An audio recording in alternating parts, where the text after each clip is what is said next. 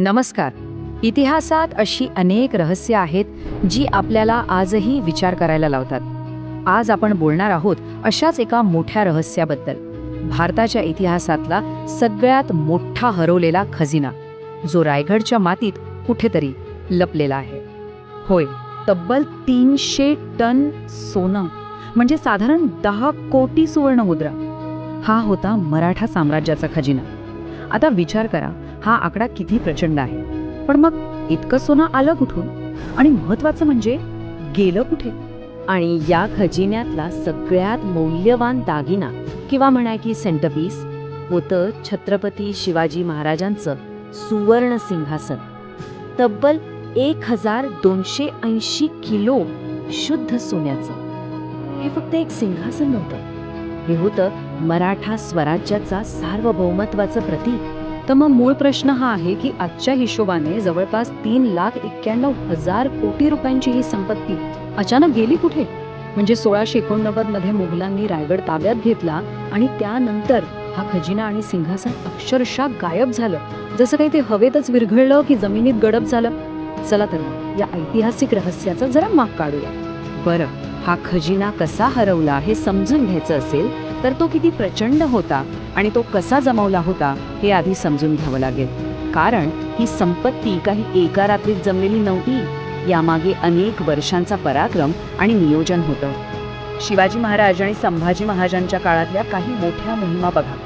सुरतेच्या पहिल्या 1 कोटी, दुसऱ्या 67 लाख, बहादूरगड मोहिमेत पुन्हा 1 कोटी आणि बऱ्हाणपूरच्या छाप्यामध्ये तर 4 कोटींपेक्षा जास्त सुवर्णमुद्रा मिळाल्या. म्हणजे या मोहिमांमुळे स्वराज्याची तिजोरी अक्षरशः सोन्याने ओसंडून वाहत होती. पण थांबा, ही संपत्ती फक्त लष्करी मोहिमांमधूनच येत नव्हती. तिचे स्रोत खूप वेगवेगळे होते. जसं की जावळी आणि शृंगारपूर सारखी जिंकलेली राज्य, त्यांचे खजिने स्वराज्यात आले. इंग्रजांच्या राजापूर वखारीवर छापा टाकून दंड वसूल केला. गोवळकोंडा आणि विजापूर सारख्या मोठ्या सत्तांकडून कर मिळायचा. आणि राज्याचं वार्षिक उत्पन्नच 1 कोटी सुवर्णमुद्रा होतं. इतकंच नाही तर अगदी अफगाणिस्तानपर्यंत चालणाऱ्या व्यापारातूनही स्वराज्याला प्रचंड फायदा होत होता. आणि आता बोलूया त्या सुवर्ण सिंहासनाबद्दल, ज्याचा आपण उल्लेख केला. ही निव्वळ सोन्याची वस्तू नव्हती, तर एक अप्रतिम कलाकृती होती.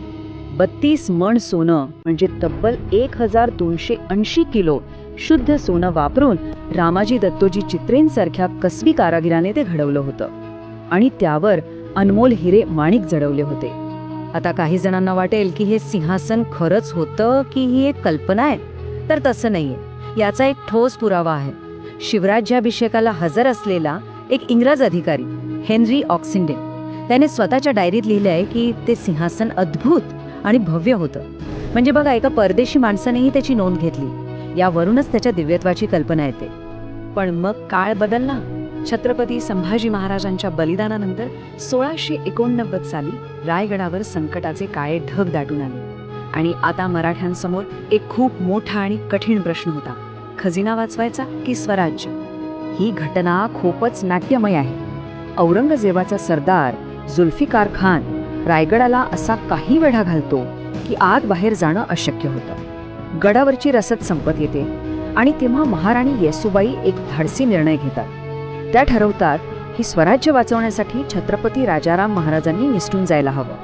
आणि मग राजाराम महाराजांना एका साधूच्या वेशात टोपलीत बसवून एका गुप्त दरवाजातून खाली उतरवलं जातं आणि येसूबाई स्वतः गडावर थांबून मुघलांचा सामना करायचं ठरवतात. आता साधा विचार करा, जीव वाचवून लपतछपत स्वराज्याचं भविष्य वाचवायला निघालेल्या राजाराम महाराजांना 1280 किलोचं सिंहासन आणि 300 टन सोनं सोबत घेऊन जाणं शक्य होतं का? नाही, अजिबातच नाही. ते सोबत सोनं नाही घेऊन गेले, तर स्वराज्याचा विचार, स्वराज्याची जबाबदारी घेऊन गेले. आणि इथूनच आपली कथा एका नव्या रहस्यमयी वळणावर येते. मुघलांनी गड जिंकला खरा, पण त्यांच्या हाती काय लागलं? विजय तर मिळाला, पण बक्षीस मिळालं नाही. आश्चर्याची गोष्ट म्हणजे रायगड जिंकल्यावर जुल्फिकार खानाच्या हाती लागल्या फक्त 3-4 पेट्या सोनं आणि काही राजचिन्ह. 300 टन सोन्याच्या खजिन्यासमोर हे म्हणजे काहीच नव्हतं, अक्षरशः नगण्य. औरंगजेबासाठी हा एक मोठा धक्का असणार हे नक्की. आणि यातला सगळ्यात मोठा पुरावा काय आहे माहितीये? तर मुघलांचे स्वतःचे दस्तऐवज. मुघल प्रत्येक लहान सहान गोष्टीची नोंद ठेवायचे. ते यासाठी प्रसिद्ध होते. जर त्यांना ते भव्य सिंहासन सापडलं असतं तर त्यांनी त्याचा उल्लेख केलाच असता, अगदी अभिमानाने. पण त्यांच्या कागदपत्रांमध्ये याबद्दल एक अक्षरही नाहीये. आणि हा नोंदींचा अभाव इतका महत्वाचा का आहे?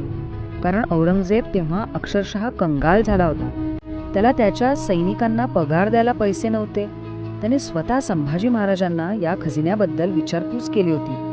त्यामुळे विचार करा, जर त्याला हा खजिना मिळाला असता तर त्याने संपूर्ण जगात याचा ढिंडोरा पिटला असता. हा त्याचा सर्वात मोठा विजय ठरला असता. तर मग प्रश्न तोच, तो खजिना गेला कुठे? या शेवटच्या भागात आपण त्याबद्दलच्या काही प्रमुख शक्यतांवर, काही सिद्धांतांवर नजर टाकूया, जे आजही इतिहासकारांना कोड्यात टाकतात. सर्वात जास्त प्रचलित सिद्धांत असा आहे की तो खजिना रायगडावरून कुठे गेलाच नाही. मुघलांच्या हाती लागण्याआधीच मराठ्यांनी तो खजिना आणि सिंहासन गडावरच कुठेतरी दडपून ठेवलं. गडाचं पतन होणार हे लक्षात आल्यावर महाराणी येसूबाईंनी अत्यंत हुशारीने ते एका गुप्त ठिकाणी हलवलं आणि त्याचे सगळे मार्ग बंद करून टाकले. इतिहासकार आणि तज्ज्ञ आजही रायगडावरच्या काही जागांकडे बोट दाखवतात जिथे हा खजिना असू शकतो. जसं की रत्नशाळेजवळची एक बंद खोली किंवा मुख्य राजवाड्याच्या खाली एक मोठं तळघर असण्याची शक्यता आहे. इतकंच काय, तर जिथे आज सिंहासनाची प्रतिकृती आहे त्याच्या मागे एक बोगदा सापडलाय, जिथे जळलेले दगड आढळले आहेत. एक दुसरा सिद्धांत असाही मांडला जातो की शत्रूच्या हाती लागू नये म्हणून ते सिंहासन तोडून वितळवण्यात आलं असावं.